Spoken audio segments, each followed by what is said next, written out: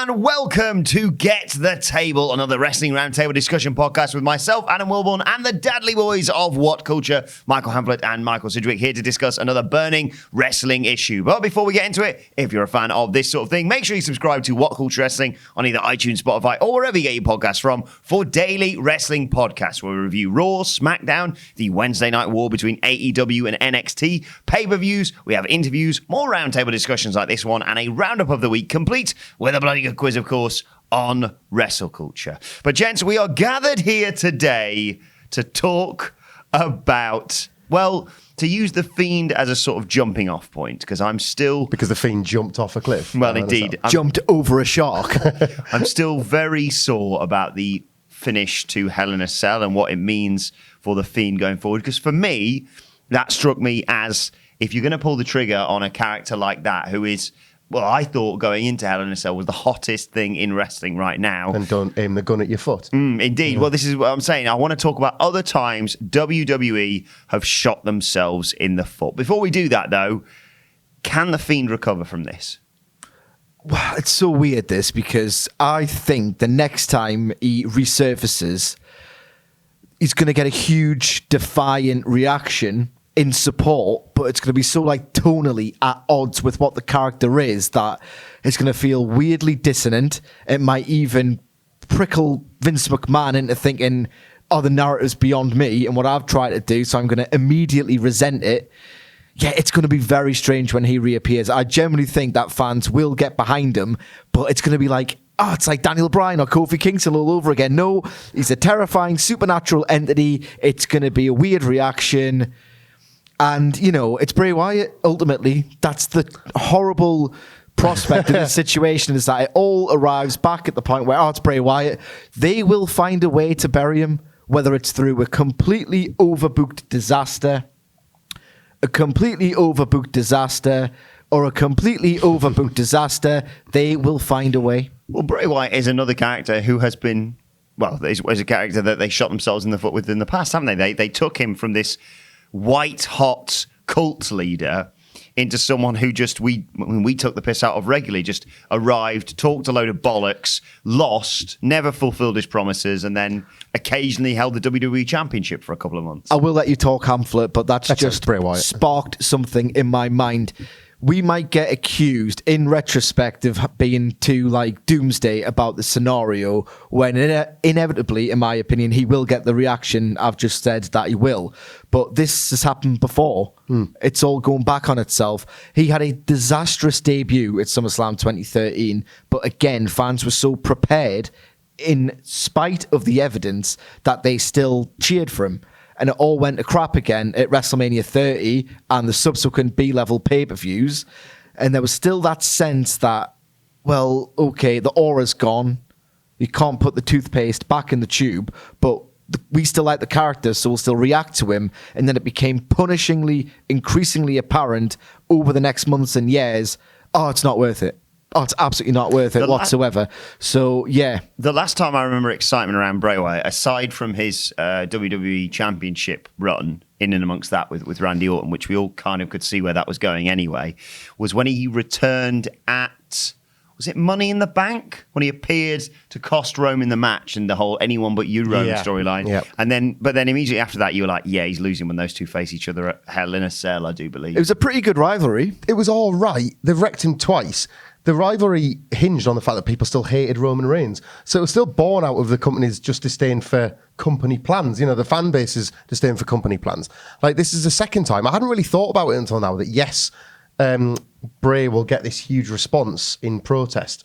The second time the company have created sympathy for the devil, completely at odds with a character that needs to be feared and needs to be worried. Can you imagine Midnight Undertaker generating when he's getting beat? You're meant to be scared of him, not scared for him. It's absurd that this would be the reaction that we're left with, because there's no other reaction left to generate. You talk about Bray Wyatt being over when he won the WWE title. He barely was. He was in a passable feud with Randy Orton that was surprising people because it wasn't deathly dull. And then Randy Orton burnt his house down, and he was a loser, and he got beaten because there was projections on the ring of maggots that he summoned, but he wasn't ready for Randy Orton's RKO. Like they've got this man, they've done this man wrong so many times that what will happen is, because it happened the last time, people stop being sympathetic and start mocking again. And that's the worst thing that can happen to this Fiend character. If in a year's time they've recovered it, because nothing really matters in WWE and you can just recover things at 3 or 4 weeks notice. If they've recovered it, we can almost talk about this as like the darkest chapter for the Fiend and how they got through it and all that. But there's just as much chance, and I cannot believe I'm saying this, there's just as much chance that he's in like the 24/7 crew, and like there's a gang of guys chasing after R-Truth, and he just like everybody stops in their tracks because, oh no, it's the Fiend, and then he rolls it up and he takes the belt back to the Firefly Funhouse. We're at that point where we're as close to that as we are to a rehabilitated Fiend. Then Abby the Witch could win it. Let's move on and talk about other chances, though, because push Huskus the pig. There's so many that spring to mind when I mention something like this. When we were talking just before we came in here, what's the one that springs to yours straight away? For me, the general sentiment among the fan base, social media, everything else, just a general prevailing sense of just doom. This can only be reminded of Royal Rumble 2014 and Royal Rumble 2015 for that matter. Just the idea that you've somehow, and again with Daniel Bryan and now Bray Wyatt, it's happened twice. Incredibly, it's happened twice. The feeling of, oh my God, just go with what we want. Don't betray the fundamental tenet of business. Give your audience what they want, But they didn't. At the 2014 Royal Rumble, they were so scared of the backlash. They were so scared of making fans happy that they didn't even include Daniel Bryan in the Royal Rumble match. They managed to get Rey Mysterio booed. I mean, that's outrageous. 2015... It needed to be him to highlight that, I think. It needed to be someone like Rey Mysterio to just highlight the absurdity of the decision to leave Bryan out of the match. 2015 Royal Rumble, in hindsight, is kind of tempered by the idea that Daniel Bryan was just coming back from a major injury. In that, like, if you're a businessman, a ruthless businessman, you're thinking, I'd really need someone durable and dependable. Like, forget your personal taste and all the rest of it. If you're in charge of a horrific meat racket in which you're putting flesh through a grinder, you want the flesh that probably isn't going to get injured. So that's been tempered somewhat in hindsight by what we know now. But 2014 was unforgivable. But 2015 was a massive middle finger to the fans as well, because they eliminated him and then put Broken Dreams up on the screen because Goldust was coming out. I'll not forget that. That was a thing as well. Bryan went 10 minutes in that match, and yet people will remember that for a very long time for the sustained period of boos that lasted much longer that Roman Reigns received. It did as much damage as any of the other multiple missteps that they made with Roman Reigns, as Vince basically just put his head down and his fingers in his ears and said, instead of going la la la la, he said Roman Reigns, and just proceeded full bore for the next 2 or 3 years, to the point where the month before he tells the world that he's got leukemia, he's still getting booed in main events. Let's not pretend that it was one magic moment that turned things around for Roman Reigns. Well, this is the thing. I suppose shooting themselves in the foot does apply to Roman Reigns here, because he wasn't hated when he was in the Shield. It wasn't like, oh, bloody hell, these other two can talk, but this other guy's just the muscle, and if they push him ahead of the other two, then that's ridiculous. They just botched every single step of his initial push, didn't they? They did. And, thank you for the segue, because we've got to talk about Dean Ambrose before we run out of time. Like, I would hate it for this podcast because of the recency of this disaster. We're talking about another 2019 thing here, but I would hate for us to run out of time because it's so fresh, and John Moxley has since gone on to recover just fine, thanks very much. But got to be one of the most heartbreaking heel turn / long-term storyline payoffs, of the last 5 years, I would say.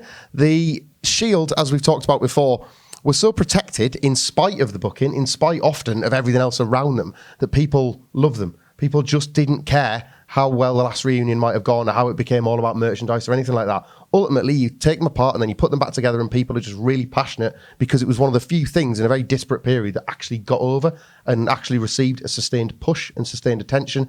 And the last act of the Shield was to have Ambrose finally turn on Rollins, because he was never able to let go of the fact that Rollins got to him first. And then we got gas masks, and then we got the heel version of Little Red Wagon, Dean Ambrose, and then we nearly got so many other things that he talks about on a podcast that we didn't.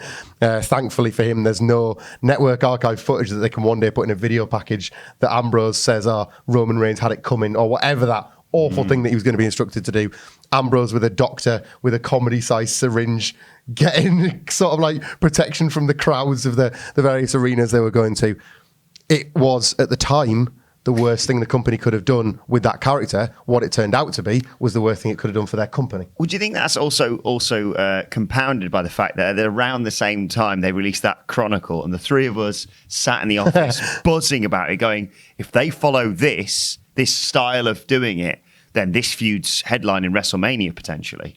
And it would burn out. Ambrose is going to be the biggest star in the world, we said. I mean, we were right, but... It's one of those where a lot of armchair bookers try and fantasy book WWE by imposing or projecting what they think is a better storyline possibility than the company can create, and virtually everyone on Reddit, and I've got problems with Squared Circle, I'll tell you right now, but still, virtually everybody on Reddit just said, do this or do that.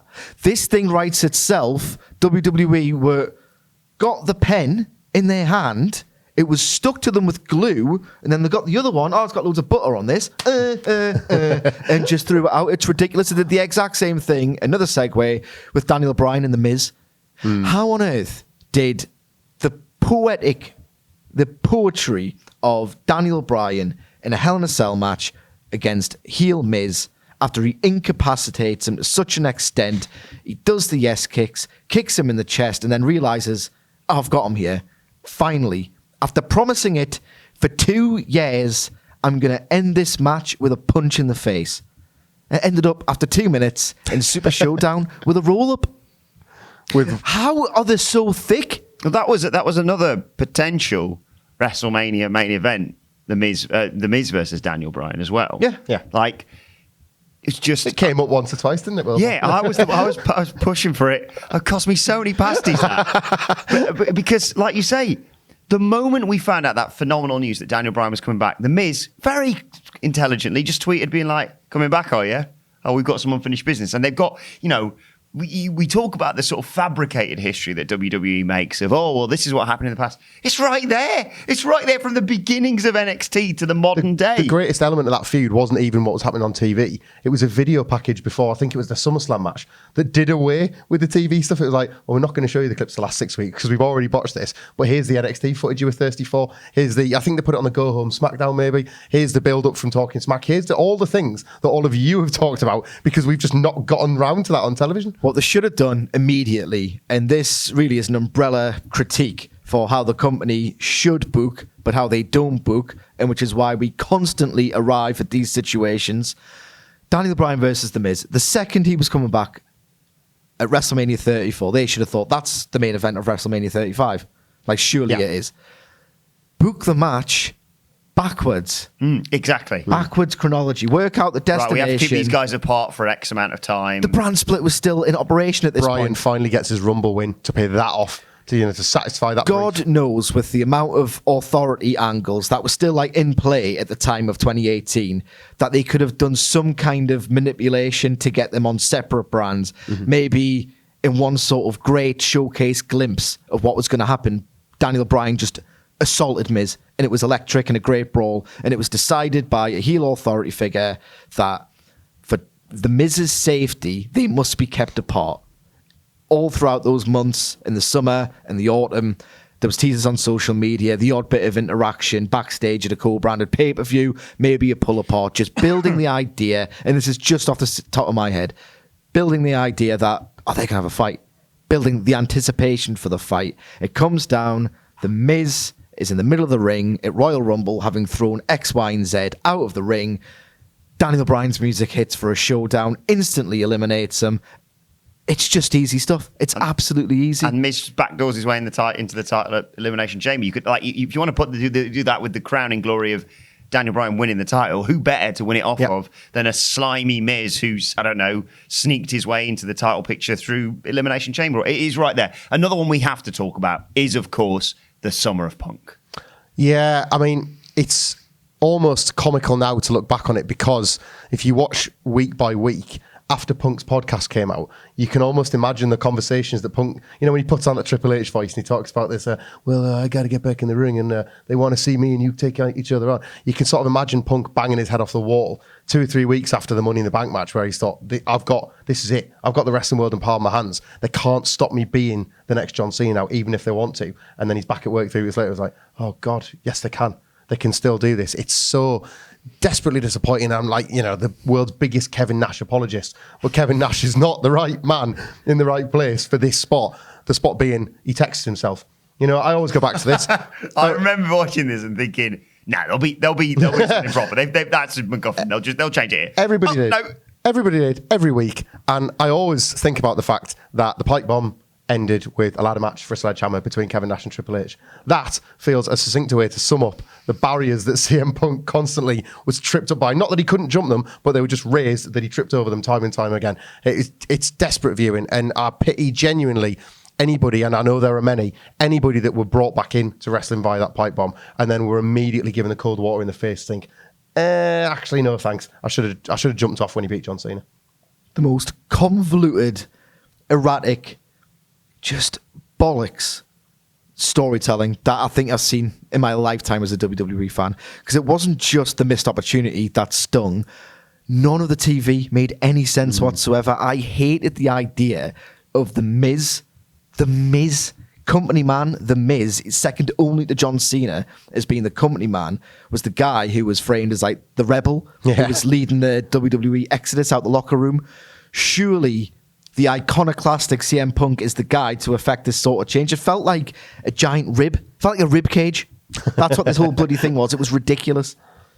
Every possible option they could have taken in that, they picked the wrong option, didn't they? Like you say, not only Kevin Nash stuff, not only with the Awesome Truth, not only with Punk losing to Triple H, not only with Punk being the one I think who got pinned in that Awesome Truth match, not only with... He lost on pay-per-view a lot. Not only with, I think Del Rio won in the triple threat. They took till November in the summer of Punk to actually put the title on him. Not only with the amount of time he left for. He's leaving the company. But again, everything in this podcast and in this specific storyline, everything circles back to Vince McMahon. He had a guy who he didn't really want as the A+ star, cutting a promo in which he made himself an A+ star, inconvenient to plans and to his personal tastes. Alberto Del Rio, well, he's got scarves and cars. I love scars and carves, me. So what I'm going to do is, the guy with the scarves and the car, he's the one who would need to get put over here, even though he's not connecting remotely with the crowds, because ultimately that doesn't matter to Vince. Somehow we've arrived at this situation. Save us, Y2 Cody. One other one we really do have to mention, and I feel like this gets brought up quite a lot in the What Culture office, is the Nexus. Oh, nah.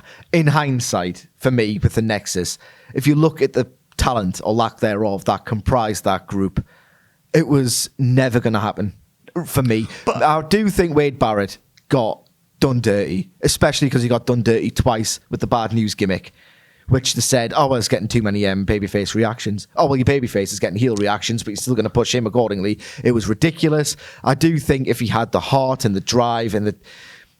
We're in this weird era now where you can't really say the cream rises to the top because look at Jon Moxley, like prime example.